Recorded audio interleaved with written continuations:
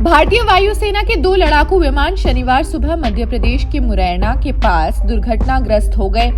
Air force के 2 लड़ाकू jet Sukhoi 30 और मिराज के एक मिशन के दौरान दुर्घटनाग्रस्त होने के बाद एक पायलट की मौत भी हो गई, जबकि 2 घायल हैं। वायुसेना इस बात की जांच कर रही है कि क्या विमान बीच हवा में टकराए थे, जिसके कारण ये दुर्घटना हुई।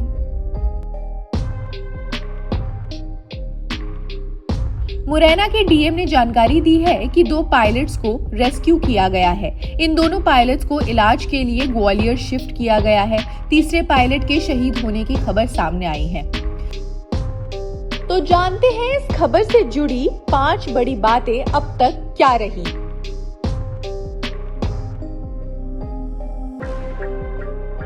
सूत्रों से मिली जानकारी के अनुसार सुखोई 30 में 2 पायलट थे, जबकि मिराज 2000 में 1 पायलट था। मुरैना के एसपी आशुतोष बागरी ने बताया, आज सुबह 2 विमान मिराज और सुखोई ग्वालियर से उड़े थे।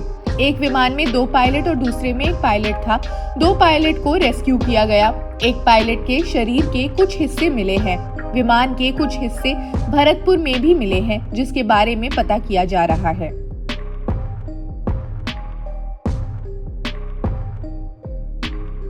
वहीं एयरफोर्स ने अपने बयान में कहा, भारतीय वायुसेना के 2 लड़ाकू विमान आज सुबह ग्वालियर के पास दुर्घटनाग्रस्त हो गए। विमान नियमित परिचालन उड़ान प्रशिक्षण मिशन पर थे।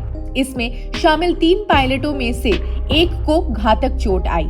हादसे के कारणों का पता लगाने के लिए जांच के आदेश दे दिए गए हैं।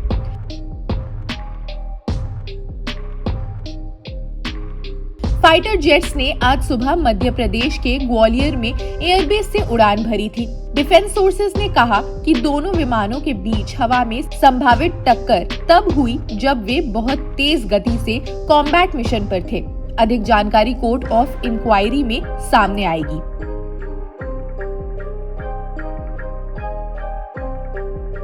राजस्थान के भरतपुर में भी एक विमान का मलबा गिरा है। हालांकि अभी ये स्पष्ट नहीं हुआ है कि ये भारतीय वायुसेना का विमान है या कोई चार्टर्ड विमान। भरतपुर जिला अधिकारी ने पहले की रिपोर्ट में चार्टर्ड जेट होने की पुष्टि की थी। वहीं रक्षा सूत्रों ने पुष्टि की है कि भारतीय वायुसेना के जेट आसपास के क्षेत्र में दुर्घटनाग्रस्त हो गए हैं।